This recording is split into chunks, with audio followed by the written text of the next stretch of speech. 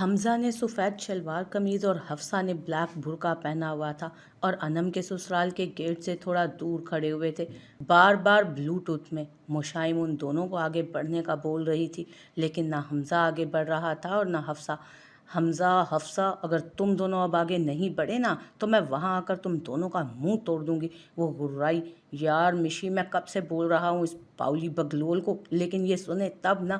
یہ تم بار بار باولی بگلول کس کو بول رہے ہو؟ وہ اپنا برقعے کا حجاب جس سے وہ الجھ رہی تھی اس کو چھوڑ کر حمزہ کی طرف متوجہ ہوئی۔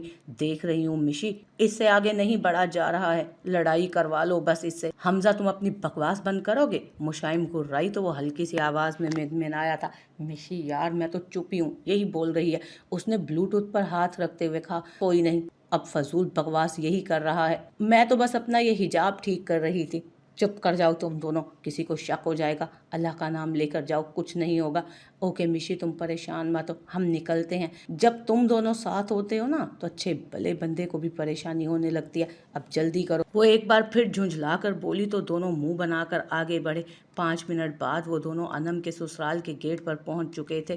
حمزہ نے پہلے حفصہ کو آنکھ ماری اور پھر گیٹ نوک کیا۔ حفصہ ایک دم حواس کھو کر اس کی باہوں میں گری۔ کتنی موٹی ہو حفصہ، تھوڑا وزن خود پر بھی رکھو۔ حمزہ میں گلا دبا دوں گی، بکواس نہیں۔ وہ تھوڑی سی آنکھ کھول کر دبا دبا سا چلائی، یار کوئی گیٹ کیوں نہیں کھول رہا ہے؟ اس نے ایک بار پھر جھنجھلا کر دروازہ نوک کیا تو کوئی عورت گھبراتی ہوئی گیٹ کے پاس آئی اور دونوں کو اس طرح دیکھ مزید گھبرائی۔ مشی نے حمزہ کے گلے کے بٹن کے پاس ایک کیمرہ لگایا ہوا تھا، وہ بلوٹوتھ کے ذریعے وہاں کی باتیں اور کیمرے کے ذریعے وہاں کا ہر منظر دیکھ سکتی تھی۔ جلدی کرو حمزہ، اندر جاؤ کچھ بھی کر کے۔ مشی کی آواز ایئر پیس سے اس کے کان میں گونجی تو وہ اپنے چہرے پر دنیا جہان کی پریشانی لاتے ہوئے بولا، آنٹی جی پلیز میری بیوی کو دیکھیے، کیا ہو گیا؟ موٹی مطلب یہ بے ہوش ہو گئی ہے، کچھ سمجھ نہیں آ رہی، آپ دیکھیے نا پلیز۔ حفصہ کا بس نہیں چل رہا تھا اس کا گلا دبا دے، لیکن اگر وہ ایسا کچھ بھی کرتی تو مشائم اس کا گلا صحیح سے دبا دیتی، اس لیے ضبط کا گھونٹ پی کر رہ گئی۔ اس عورت کا چہرہ تھوڑا مطمئن ہوا اور اس نے حمزہ کی باہوں میں دیکھا جہاں حفصہ کی آنکھیں صرف نقاب سے دکھ رہی تھی۔ وہ ان کو رام کر کے اندر لے آئی اور لاؤنج میں صوفے پر بٹھایا۔ آپ ان کو لے کر بیٹھے، میں پانی لے کر آتی ہوں، وہ بول کر اندر کی جانب بڑھی۔ ان کے جاتے ہی حفصہ نے پٹ سے آنکھیں کھولی اور اس کا گریبان پکڑا۔ گھونچو انسان، یہ تم مجھے کیا بار بار موٹی موٹی اور باولی بگلول بول رہے ہو؟ خود کو دیکھا ہے، کدو کی شکل والے گینڈے۔ وہ ایک دم سے بپری، تو تم کیا موٹی نہیں ہو؟ سارا وزن مجھ غریب پر ڈال دیا، موٹی نہیں بولوں گا تو کیا بولوں گا؟ وہ بھی اس کا گریبان سے ہاتھ ہٹاتے ہوئے بولا، تیری تو۔ حفصہ کچھ اور بولتی اس سے پہلے مشائم کی آواز سے پیچھے، انسان بن جاؤ تم دونوں ورنہ مجھ سے برا کوئی نہیں ہوگا، گھر آ کر لڑ لینا دونوں، ابھی انسانوں کی طرح خاموشی سے بیٹھے رہو۔ ایئر پیس سے مشی کی آواز پر حفصہ سیدھی ہوئی تھی اور واپس آنکھیں بند کر لی۔ حمزہ بھی منہ بنا کر اندر کی جانب دیکھنے لگا۔ 5 منٹ بعد سہیل، انم کا شوہر اور وہ عورت باہر آئے۔ ان کو دیکھتے ہی حمزہ نے فوراً سے حفصہ کا ہاتھ پکڑا اور بار بار اس کے گال پر ہلکے ہلکے تھپڑ مار کر جگانے کی کوشش کرنے لگا۔ حفصہ نے اس کی ٹانگ پر اپنی ٹانگ ماری، اس کو تھپڑ کچھ زیادہ ہی تیز لگ رہے تھے۔ وہ ایک دم اچھلا، لیکن وہ دونوں قریب آ گئے تھے اس لیے ضبط کا گھونٹ بھر کے بیٹھ گیا۔ انہوں نے پانی کا گلاس حمزہ کو دیا تو اس نے پانی حفصہ کے منہ پر مارا، جس سے اس نے اپنی آنکھیں کھولی اور سر پر ہاتھ رکھ کر بیٹھی۔ میں کہاں ہوں، کون ہوں آپ سب؟ حمزہ اور مشی نے خونخوار نظروں سے اس نوٹنکی کو دیکھا تھا۔ حفصہ ہم کسی اور کے گھر پر ہیں، تمہاری طبیعت خراب ہو گئی تھی جان، اس لیے ہم یہاں آئے ہیں۔ اس نے دانت پیس کر ان کو آنکھیں دکھا کر مزید کسی بھی اداکاری کرنے سے روکا تھا اور ان دونوں کی طرف دیکھا جو انہی کی جانب متوجہ تھے۔ بہت شکریہ آنٹی آپ کا، آپ نے ہمیں اپنے گھر میں آنے دیا۔ اس کے بولنے سے وہ دونوں بھی ہوش میں آئے۔ کوئی بات نہیں بیٹا، ایک انسان ہی دوسرے انسان کے کام آتا ہے، وہ خاتون بول کر صوفے کی طرف بڑھی۔ ویسے نام کیا ہے تمہارا؟ میرا نام سکندر ہے، اور یہ میری زوجہ ہے، ان کا نام؟ اس نے حفصہ کی طرف دیکھا جو اس کو دیکھ رہی تھی۔ اس کی آنکھوں میں ایک دم شرارت ناچی۔ حفصہ کو بہت چڑ ہوتی تھی کہ اس کو کوئی پرانے زمانے کے لوگوں سے ملا۔ اس نے جان بوجھ کر اس کا نام پرانے زمانے کے لوگوں جیسا بتایا۔ اس کا نام تبسم ہے۔ حفصہ نے اس پر منہ بنایا، ماشاءاللہ بہت پیارا نام ہے۔ مشی نے کچھ ایئر پیس سے کہا تو حفصہ سیدھی ہوئی۔ اور آنٹی آپ کے گھر میں بس آپ اور یہی رہتے ہیں؟ حفصہ نے ڈائریکٹ پوچھا تو 1 منٹ کے لیے دونوں ماں بیٹا گڑبڑائے، لیکن پھر خاتون بولی، نہیں بیٹا، پہلے میں، میرا بیٹا اور میری بہو رہتے تھے، لیکن ابھی کچھ ٹائم پہلے میری بہو کا انتقال انتقال ہو گیا ہے، اس وجہ سے ہم دونوں ہی ہوتے ہیں۔ ان کا لہجہ حد درجہ غمگین ہو گیا تھا۔ مشائم بہت غور سے کیمرے کی نظر سے ان کے چہرے کے اتار چڑھاؤ دیکھ رہی تھی۔ اوہ ہم سوری، دونوں ایک ساتھ بولے۔ ویسے آنٹی یہ کون پڑھتا ہے؟ سامنے سیکنڈ ایئر کی ایک بک رکھی ہوئی تھی، حمزہ ہاتھ میں لیتے ہوئے بولا۔ یہ میری بیوی کی ہے، سہیل بولا تو دونوں نے ہاں میں سر ہلایا۔ بہت بڑی بات ہے بھائی، شادی کے بعد بھی پڑھتی تھی وہ، ورنہ گھر اور پڑھائی کو کیسے مینیج کرتی ہوں گی؟ بڑی بات ہے بھائی، حمزہ ہاتھ میں لیتے ہوئے کتاب کو بولا۔ یہ میری بیوی کی ہی ہے، سہیل بولا تو دونوں نے ہاں میں سر ہلایا۔ اچھا، آپ لوگوں نے دے دیا پرمیشن، ورنہ میرے سسرال والوں نے تو صاف انکار کر دیا تھا، اور بعد میں مجھے بھی سمجھ آ گئی کہ اب کیا کرنا ہے پڑھ کر۔ حفصہ نے اپنی طرف سے پتہ پھینکا۔ ہاں نا، میں نے تو بہت منع کیا تھا کہ نہ پڑھو، اسی کو شوق تھا۔ اچھا، آپ کو نہیں پسند تھا ان کا پڑھنا؟ حمزہ نے اس کے چہرے پر کچھ کھوجتے ہوئے پوچھا۔ نہیں پسند بھی تھا اور نہیں بھی، لیکن شادی کے بعد لڑکیوں کو تو گھر بار دیکھنا چاہیے نا۔ ویسے میرے ساتھ انم کے بھائی احسن کو بھی پسند نہیں تھا، پھر کچھ ہوتا اس سے پہلے یہ ہمیں چھوڑ کر اس دنیا سے چلی گئی۔ مشی جو بہت غور سے سب اپنے لیپ ٹاپ کی اسکرین پر دیکھ رہی تھی، ایک دم پیچھے ہوئی۔ جہاں پریشانی تھی وہاں ایک دم سنجیدگی آئی اور صوفے سے ٹیک لگا کر ایئر پیس پر ہاتھ رکھ کر بولی، کام ہو گیا ہے، تم دونوں فوراً سے پہلے وہاں سے نکلو۔ دونوں نے کہا اور اس نے ایئر پیس کان سے نکال کر عمیر کو کال ملائی۔ مصطفیٰ ڈیرے پر آیا تو سامنے ہی اس کو مستجاب اپنے دوستوں کے ساتھ بیٹھا دکھا تھا۔ وہ آیا تو کسی اور وجہ سے تھا، لیکن اس کو سامنے دیکھ کر ارادہ ترک کر کے اسے بات کرنے کے لیے اس کی جانب قدم بڑھائے۔ اس کو دیکھ کر اس کے سارے دوست ادب سے کھڑے ہوئے اور سلام کیا۔ اس نے سلام کا جواب ہلکی سر کی جنبش سے دیا تھا۔ آپ سب جائیے، مجھے کچھ بات کرنی ہے۔ سلام کا جواب دیتے ہی اس نے ان سب کو وہاں سے چلتا کیا۔ اس کی بات سن کر سب آہستہ آہستہ نکلتے چلے گئے۔ مصطفیٰ کی بات سن کر مستجاب نے مڑ کر دیکھا۔ سامنے ہی آسمانی کلر کے شلوار قمیض میں بھوری مردانہ چادر کندھے پر ڈالے وہ بہت جاذب نظر لگ رہا تھا۔ اس کی پرسنالٹی بہت زبردست تھی، کوئی ایک دفعہ دیکھتا دوبارہ مڑ کر ضرور دیکھتا تھا اس کو۔ کیا ہو گیا؟ آج تو بڑے بڑے لوگ ہم سے بات کرنا چاہ رہے ہیں، مستجاب نے آنکھوں میں شوخی لیے ہوئے کہا تھا تو وہ بولا۔ وہ اس کے قریب ہی بیٹھ گیا۔ یہاں کیا کر رہا ہے؟ کچھ نہیں بھائی، بس ایسے ہی دوستوں کے ساتھ بیٹھا تھا، اس نے ریلیکس انداز میں جواب دیا۔ مجھے بات کرنی ہے تم سے، بہت ضروری، مصطفیٰ نے سنجیدگی سے کہا تو وہ بھی سنجیدہ ہوا۔ کیا بات ہے لالا، سب خیریت تو ہے نا؟ کیونکہ آج تک مصطفیٰ نے بات کرنے کے لیے کوئی تمہید نہیں باندھی تھی، لیکن آج وہ جس طریقے سے بات کرنا شروع کر رہا تھا اس کو بہت حیرت ہوئی تھی۔ بھائی بولیے، کیا بات ہے؟ کل تمہاری سحر سے کیا بات ہوئی؟ اس نے بنا لگی لپٹی کہا تو وہ مزید سنجیدہ ہوا۔ آپ سے کچھ کہا اس نے؟ میں نے کیا پوچھا ہے مستجاب؟ پہلے میری بات کا جواب دو۔ تمہارے دماغ میں واپس وہی بات کیوں آ رہی ہے، جبکہ میں نے تم سے کہا تھا کہ یہ بات اب تم دوبارہ نہیں کرو گے اور اس رشتے کو دل سے قبول کرو گے؟ پھر وہ بات تم نے کل دوبارہ سے کیوں سحر سے کی؟ مستجاب نے سنجیدگی سے اس کی جانب دیکھا تھا۔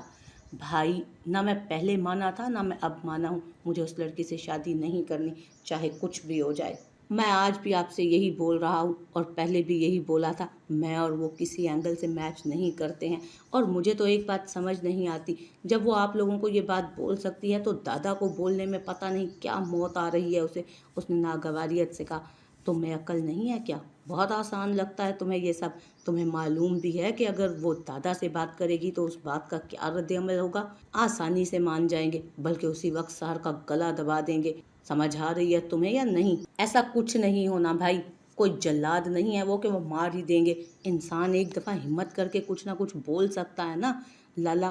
اگر آپ تک یہ بات وہ پہنچا سکتی ہے تو دادا کو بولنے میں کوئی حرج نہیں ہوگا میڈم کو۔ مصطفیٰ نے جبڑے بھینچے۔ اگر اتنا ہی دماغ خراب ہے اور اتنی ہی آگ لگی ہوئی ہے نا طلاق دینے کی، تو مرد بنو اور جا کر دادا کو خود بولو۔ آئی سمجھ تمہیں؟ میری بچی کو آگے لانے کی ضرورت نہیں ہے تمہیں، آئی سمجھ؟ عورت کے کندھے پر بندوق رکھ کر چلانا چاہتے ہو؟ وہ طیش میں بولا تو مستجاب کا سر جھکا تو وہ تھوڑا نرم پڑا تھا۔ یار تمہیں ایک بار میں بات کیوں سمجھ نہیں آتی؟ اگر تم اس کو طلاق دو گے تو وجدان لالا، براق، بڑے بابا، دادا، اماں، سب سے نگاہیں ملا لو گے پھر تم۔ اور ایک بات تو مجھے سمجھ نہیں آ رہی، سحر اتنی اچھی لڑکی ہے، معصوم ہے، خاندان کی ہے اور اپنی روایات پر پوری اترتی ہے، اور کیا چاہیے تمہیں؟ مجھے نہیں معلوم، بس وہ مجھے پسند نہیں ہے، مجھے نہیں پتا کیوں، بہت چڑ ہوتی ہے۔ پہلے تو چلو کزن تھی، سمجھ آتی تھی، لیکن اب بیوی ہے، اس کی تو بچوں والی حرکتیں ہی ختم نہیں ہوتی۔ میں چاہتا ہوں میری بیوی ایک میچور عورت ہو، نہ کہ ایسی کہ اس کو اگر ایک بات کوئی سمجھا دے تو فوراً سمجھ جائے۔ لیکن یہ آپ کو پتہ ہے کل مجھے اتنا غصہ کیوں آیا تھا؟ کل میں کچن میں گیا تو وہ وہاں کھڑی املی کھانے میں مگن تھی، جبکہ ڈاکٹر نے اس کو منع کیا ہوا ہے، پھر بھی اس نے وہی حرکت کی۔ ایک بات بتاؤ مستجاب، تم ان سب چیزوں کو دیکھ کر اس کو بیوی کے روپ میں ایکسیپٹ نہیں کر سکتے؟ اگر طلاق ہو جاتی ہے تو کیا اس کو کسی اور کا ہوتے دیکھ سکو گے؟ کسی اور کے نکاح میں دے دو گے؟ مصطفیٰ نے بھی سوچ سمجھ کر پتہ پھینکا جو بہت کاری وار کر گیا۔ مستجاب کا دل ایک دم سے دھڑکا تھا، یہ سوچ کر ہی کہ سحر کسی اور کی ہو گئی۔ اس کو نہ بولتے دیکھ مصطفیٰ نے ایک بار پھر اس کو مخاطب کیا، ایک بات یاد رکھنا مستجاب، اگر تم اس کو طلاق دیتے ہو تو تمہارا صرف اس سے نہیں، اپنے بڑے لالا سے بھی رشتہ ختم ہو جائے گا۔ اس نے جھٹکے سے سر اٹھا کر بے یقینی سے اس کی جانب دیکھا، اور یہ بات میں کوئی مذاق میں نہیں بول رہا ہوں۔ اگر تم نے میری بچی کو طلاق دی تو بھول جانا تمہاری زندگی میں مصطفیٰ لالا بھی کوئی تھا۔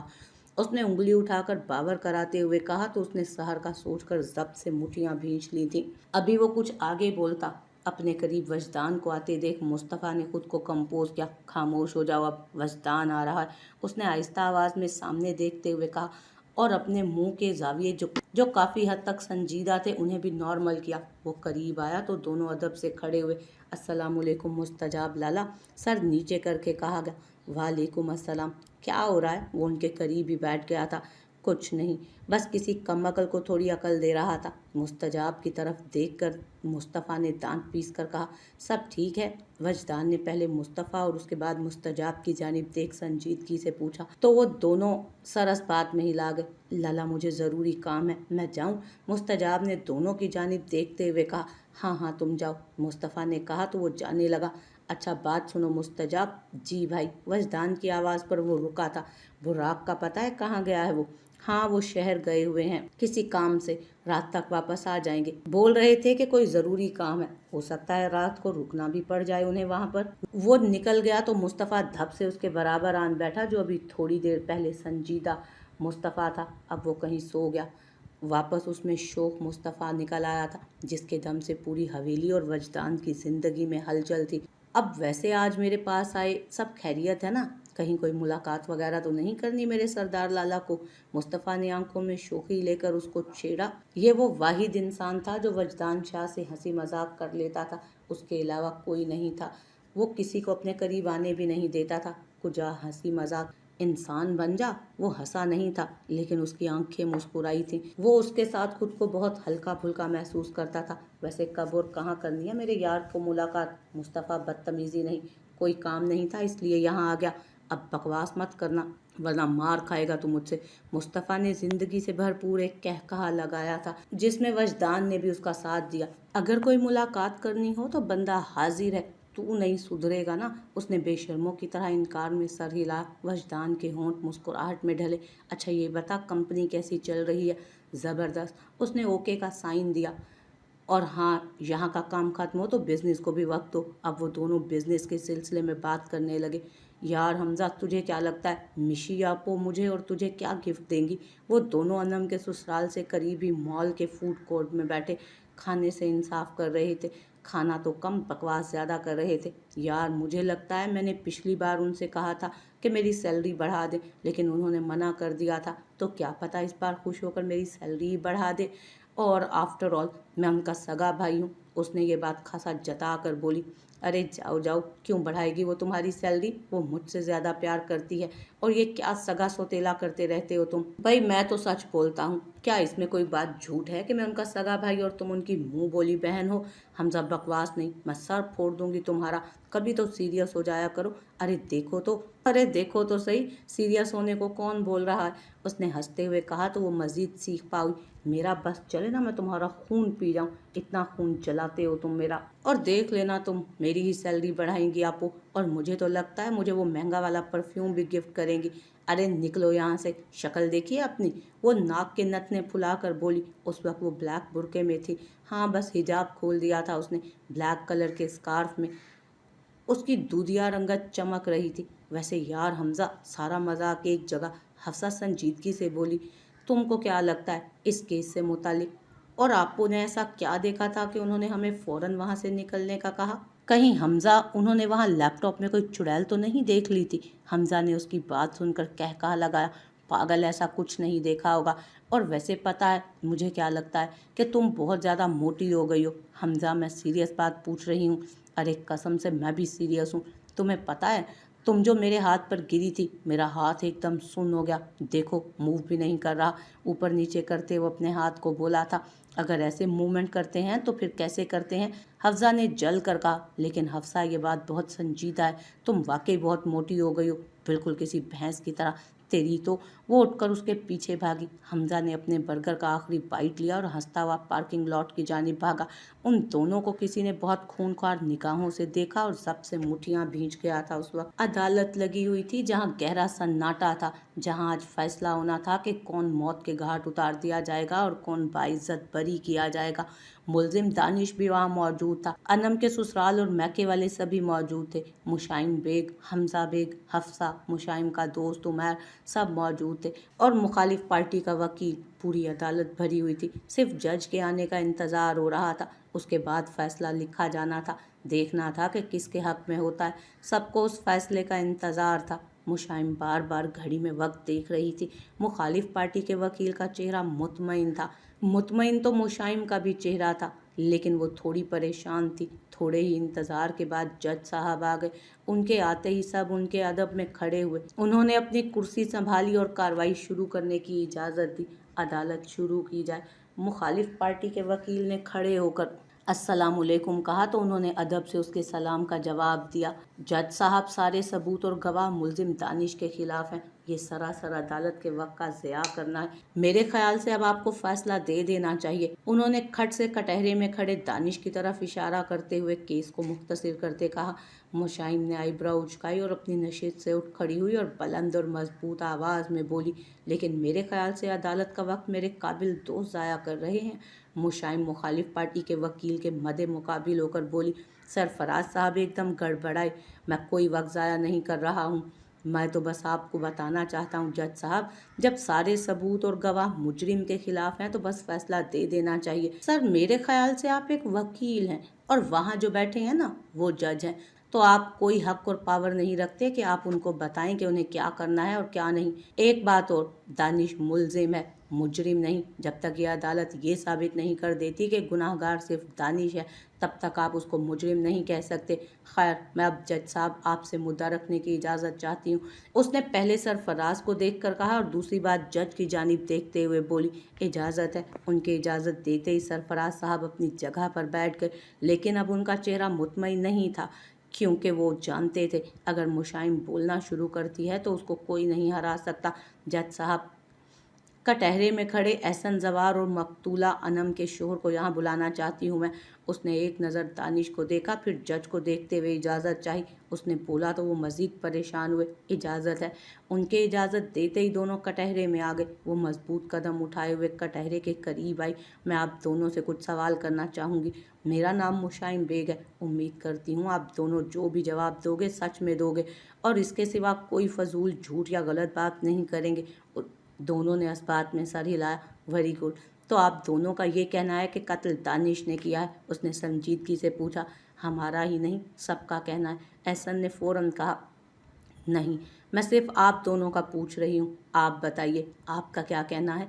जी, हमें ऐसा लगता है। दोनों एक साथ बोले। इस बात का क्या प्रूफ है आप दोनों के पास? कत्ल किसी और ने नहीं, दानिश ने ही किया है। उसने अपने हाथ सीने पर बांधते हुए कहा। वो उस वक्त काले कोट में थी, बाल बीच की मांग में निकाले हुए थे, हाथ में वही नफीस ब्रेसलेट था, चेहरे पर संजीदगी थी और इस चीज़ को देखकर वो दोनों घबरा भी रहे थे, क्योंकि मैम, लास्ट नाइट जब कत्ल हुआ था तो किसी और की नहीं, सिर्फ दानिश और अनम की ही लड़ाई हुई थी और हम सब ने ये सुना था कि दानिश ने अनम को कहा था कि वो उसको जान से मार देगा और वो वहाँ से रोते हुए चली गई थी। एहसन ने मुतमईन अंदाज में बोलकर अपने वकील की जानिब देखा। उन्होंने आंख के इशारे से उसको मुतमईन रहने का कहा। تو آپ یہ کہنا چاہتے ہیں کہ قتل دانش نے کیا ہے؟ وہ بولتے ہوئے سست قدم سے عدالتی کمرے کے بیچ میں آئی۔ لیکن جج صاحب، میرے پاس چشمدید گواہ موجود ہے کہ قتل دانش نے نہیں، مقتولہ انم کے شوہر سہیل اور انم کے سوتیلے بھائی احسن زوار نے کیا ہے۔ دونوں کے چہرے پر ایک سایہ آ کر گزرا تھا۔ مخالف وکیل گڑبڑا کر اٹھے۔ وکیل صاحبہ، میرے کلائنٹ پر بے بنیاد آپ الزام لگا رہی ہیں۔ وہ بلند آواز میں بولے۔ بیٹھ جائیے سرفراز صاحب، جج نے کہا تو ان کو مجبوراً واپس بیٹھنا پڑا۔ لڑائی ضرور ہوئی تھی جج صاحب، لیکن لڑائی کی وجہ بھی تو کچھ ہوتی ہے نا؟ کیوں ہوئی لڑائی؟ کیا وجہ تھی؟ وہ بولتے ہوئے واپس کٹہرے کے قریب ہوئی۔ سہیل صاحب، آپ بتانا پسند کریں گے؟ کیا آپ کی بیوی نے آپ سے اجازت مانگی تھی کہ وہ آگے پڑھنا چاہتی ہے، لیکن آپ نے انکار کر دیا؟ کیا انکار کی وجہ میں جان سکتی ہوں؟ جی میں نے انکار ضرور کیا تھا، لیکن جج صاحب، مجھے اس سے کوئی نوکری تو نہیں کروانی تھی، اس لیے میں تو بس یہی چاہتا تھا کہ وہ گھر پر آرام کرے۔ اچھا، یہ بات سچ ہے؟ جی میم، یہ سچ ہے۔ تو پھر آپ اتنا گھبرا کیوں رہے ہیں؟ میں جسٹ آپ سے پوچھ رہی ہوں کہ آپ نے اجازت کیوں نہیں دی؟ ویسے اگر آرام کی بات ہے تو وہ 24 گھنٹے گھر کے کام کرتی تھی، تب آپ کو اس کے آرام کا خیال نہیں آیا؟ وہ تمسخر سے بولی۔ خیر، جس بات پر لڑائی ہوئی تھی ہم اس کی جانب آتے ہیں۔ جج صاحب، میں لڑائی کی وجہ بتانا چاہتی ہوں، کیا اجازت ہے؟ اجازت ہے، شکریہ سر۔ انم پڑھنا چاہتی تھی، کچھ بننا چاہتی تھی۔ وہ بولتے ہوئے جج کے بالکل سامنے کھڑی ہوئی۔ جب اس کی شادی نہیں ہوئی تھی تب اس نے آواز اٹھائی، لیکن احسن زوار نے منع کر دیا اور اس کی شادی اپنے دوست سے کروا دی۔ اس کے بعد اس نے اپنے سسرال میں بولا کہ وہ پڑھنا چاہتی ہے، لیکن ان دونوں نے بھی انکار ہی کیا۔ قتل کی رات کو جب وہ اپنے میکے سے آئی اور اپنے بھائی دانش سے بات کی اور ساری تفصیل اس کو بتائی، کیونکہ دانش یہاں نہیں رہتا تھا، وہ کام کے سلسلے میں باہر ہی رہتا تھا، اس لیے اسے کسی بات کا علم نہیں تھا۔ جب دانش کو ساری بات بتائی گئی تو وہ طیش میں بولا کہ وہ ان دونوں کو جان سے مار دے گا۔ سب نے بس یہ آخری الفاظ سنے تھے کہ جان سے مار دوں گا، کسی نے یہ نہیں سنا تھا کہ دونوں کو انم صرف یہ سن کر روتے ہوئے اپنے سسرال واپس آ گئی تھی۔ اگر قتل دانش نے نہیں کیا تو پھر ان دونوں کے علاوہ کون کر سکتا ہے؟ وہ بول کر ان دونوں کی جانب مڑی، کیونکہ صرف یہ دونوں ہی خلاف تھے اس کی پڑھائی کے۔ اس نے بول کر جانچتی نگاہوں سے ان دونوں کے چہرے دیکھے، جہاں ایک الگ ہی پریشانی جھلکنے لگی۔ چھوٹے چھوٹے پسینے کے قطرے ماتھے پر جگمگانے لگے۔ میرے پاس تو چشمدید گواہ بھی موجود ہے جس نے ان دونوں کو قتل کرتے دیکھا ہے۔ وہ کوئی اور نہیں، سہیل کے گھر میں کام کرنے والی زلیخا ہے۔ اس نے اپنے پاس سے پڑا بھاری پتا پھینکا اور وہ ٹھیک نشانے پر لگا۔ دونوں کے ہاتھ پاؤں باقاعدہ کانپے اور چہرے پر بے یقینی ابھری تھی۔ وہ بہت مضبوط اور بلند آواز میں بول رہی تھی۔ اپنی آنکھوں سے ان دونوں کو قتل کرتے ہوئے دیکھا ہے اس نے۔ احسن نے اپنی بہن کا گلا پکڑا تھا اور سہیل نے گردن پر چھری پھیر دی۔ ایسا ہی کیا تھا نا آپ دونوں نے؟ وہ طائش میں بولی۔ نہیں، ایسا کچھ نہیں ہوا تھا، ہم نے کچھ نہیں کیا۔ سہیل نے چہرے پر ہاتھ پھیرتے کہا۔ تو آپ ہکلا کیوں رہے ہیں؟ اگر آپ بے گناہ ہیں تو آپ کی زبان کیوں لڑکھڑانے لگی ہے mister Sohail? Objection your honour. وکیل صاحبہ میرے کلائنٹ کو ہراس کر رہی ہیں۔ Objection overruled. آپ دونوں جھوٹ بول رہے ہیں، آپ دونوں نے ہی اس کا قتل کیا ہے۔ ملازمہ نے اپنی آنکھوں سے آپ دونوں کو قتل کرتے ہوئے دیکھا ہے۔ وہ بہت پختہ لہجے میں بول رہی تھی۔ نہیں، ایسا کچھ نہیں ہوا تھا۔ احسن بھی گڑبڑا کر بولا۔ کبھی وہ اپنے وکیل کو تو کبھی جج صاحب کی جانب دیکھتا۔ تم نے ہی قتل کیا ہے اپنی بہن کا۔ اپنی بہن کا گلا تم نے اپنے ہاتھوں سے پکڑا تھا۔ کیا ہوا؟ تو وہ سوتیلی تھی، لیکن تھی تو تمہاری بہن ہی نا۔ ملازمہ وہاں موجود تھی، اس نے دیکھا کہ تم نے ہی قتل کیا تھا، تم نے ہی اس کا گلا پکڑا تھا۔ احسن زوار، تمہاری ماں بھلے الگ تھی، تمہارا باپ تو ایک تھا نا، تم ایک باپ کی اولاد تھے نا، تم دونوں بہن بھائی، خون تو ایک تھا نا۔ تم نے اپنی بہن کو صرف اس لیے اس بات پر مار دیا کہ وہ پڑھنا چاہتی تھی۔ تمہیں شرم نہیں آئی احسن زوار؟ تم اپنی بہن کے قاتل ہو۔ مشائم کی آواز بلند سے بلند تر ہوتی جا رہی تھی۔ نہیں، میں نے اپنی بہن کا گلا پکڑا ہی نہیں تھا، وہاں کوئی ملازمہ نہیں تھی۔ احسن زوار چیخ کر بولا اور گھٹنے کے بل زمین پر بیٹھا۔ وہاں کوئی ملازمہ نہیں تھی، میں نے گلا نہیں پکڑا تھا، میں نے قتل کروایا تھا اس کا۔ 5 منٹ کے لیے وہ ایک دم ساکت ہوا، بے یقینی سے سہیل اور اپنے وکیل کی جانب دیکھا۔ 5 منٹ مزید گزر گئے۔ مشائم ویسے ہی سینے پر ہاتھ باندھے کھڑی تھی۔ سچ بول دو احسن زوار، تمہارے لیے بہت اچھا ہوگا۔ آدھا سچ تو تم بول چکے ہو، عدالت کا وقت ضائع مت کرو، اتنا جھوٹ بولو جتنی بعد میں سزا بھی برداشت کر سکو اس کی۔ اس نے آنسو بھری آنکھوں سے مشائم کی جانب دیکھا اور پھر چہرے پر ہاتھ پھیرا، ایک گہری سانس اندر کھینچی اور ضبط سے بولا۔ میں نہیں چاہتا تھا وہ آگے بڑھے، لیکن وہ بضد تھی۔ पुलिस कंप्लेन की धमकी दे रही थी। दानिश भी उसके साथ था। मुझे कुछ समझ नहीं आया, लहजा भीगा हुआ था। इसलिए मैंने उसका कत्ल करवा दिया, मार दिया, मैंने उसको ख़त्म कर दिया। वो रो रही थी लेकिन मुझे उस पर रहम नहीं आया। मार दिया मैंने उसको, वो बोल रही थी और आंसू आंखों से गिर रहे थे। सुहेल सदमे से सब देख रहा था। उसके वहमो गुमान में भी नहीं था कि ये सच वो बोल जाएगा। मैं बहुत डर गया था उसकी पुलिस वाली धमकी से। दानिश उसका हर हाल में साथ देने को तैयार था। मेरे पास कोई ऑप्शन नहीं था। लेकिन जज साहब, मैंने उसका गला नहीं पकड़ा, मैंने उसका कत्ल करवाया था। वो मेरे सामने खड़ी रो रही थी, मुझसे रहम की भीख मांग रही थी। लेकिन मैं जानवर बन गया था और मैंने अपने अंदर के खौफ को मिटाने के लिए अपनी ही बहन को मिटा दिया। इस सब में सुहेल का कोई कसूर नहीं था, वो बस मेरा साथ दे रहा था। यही सच है, मैं अपना गुनाह कबूल करता हूँ। वो चुप हुआ तो अदालत में सन्नाटा छा गया था गहरा। जज ने भी इस बात में सर हिलाया और अपना कलम उठाया। मुखालिफ पार्टी के वकील के हाथ बेसाख्ता माथे पर गए थे। दानिश ने तशक्कुर भरी निगाहों से उसकी जानिब देखा। हफ्सा, हमजा, उमर तीनों ने फ़ख्र से मुशाइम की जानिब देखा, जिसके होंठ मुस्कुराहट में ढले हुए थे, हाथ सीने पर बंधे हुए थे, सर उठा हुआ था। जहाँ थोड़ी देर पहले परेशानी थी, अब चेहरा मुकम्मल तौर पर मुतमईन था। अदालत का सन्नाटा मुशाइम की आवाज़ ने तोड़ा। उम्मीद करती हूँ मुजरिम एहसन जवार और सुहेल को अदालत सख्त से सख्त सज़ा देगी। ये बोलकर उसने जज की जानिब देखा। जैसा कि आप सब जानते हैं, अभी एहसन जवार ने अपने मुंह से अपना गुनाह कबूल किया है। इस चीज़ को मद्देनज़र रखते अदालत इस नतीजे पर पहुंची है कि मुलजिम दानिश को बाइज़्ज़त बरी कर दिया जाए, जबकि एहसन जवार को सज़ाए मौत दी जाती है। और जबकि सुहेल इसमें शरीक थे, साथीदार थे, उन्हें अदालत उम्र कैद की सज़ा देती है। अदालत बर्खास्त की जाए। वो बोलकर उठे तो सारे ही उनके साथ उठ खड़े हुए। मुशाइम ने मुस्कुराकर हमजा, हफ्सा और उमैर की जानिब देखा। तीनों ही उसकी जानिब आ रहे थे। हफ्सा करीब आकर खुशी से उसके गले लगी। मुबारक हो अब्बू, बहुत बहुत मुबारक हो आपको, बहुत बहुत मुबारक हो आपको, अल्लाह आपको कामयाबियाँ दे। उसने मुस्कुराते हुए दिल से उसके लिए दुआ की। बहुत शुक्रिया, मुबारक हो मिशी। उमैर ने भी हाथ बढ़ाकर अपनी सबसे अच्छी दोस्त को हंसते हुए मुबारकबाद दी, जिसको उसने मुस्कुराते हुए थाम लिया। मैं अगर इस केस में उनका साथ नहीं देता तो कुछ भी नहीं होता। हमजा ने फखरिया कॉलर उठाए शौकी से कहा, अरे जाओ, अगर मैं ना होती तो कुछ ना होता। हफ्सा भी फौरन मैदान में आई। दानिश उसके करीब आया तो वो दोनों चुप हुए। मुझे उम्मीद नहीं थी कि मैं ये केस जीत जाऊंगा। अगर आप नहीं होती तो मैं बेगुनाह मारा जाता, मेरी बहन के कातलों को भी सज़ा न मिलती। बहुत शुक्रिया मैम, ये सब आप ही की वजह से मुमकिन हुआ। मुशाइम उसके करीब हुई। मैंने कुछ नहीं किया, जो भी किया है उसने किया है। आसमान की तरफ उंगली करके वो बोली, अगर वो नहीं होता तो कुछ भी नहीं कर पाती मैं। तुम झूठे होते तो मैं चाहे कुछ भी कर लेती। मैं ये केस किसी सूरत नहीं जीत पाती, क्योंकि मुशाइम बेग सच्चाई का दूसरा नाम है। मुबारक हो तुम्हें भी। जाओ, घर पर सब इंतज़ार कर रहे होंगे तुम्हारा।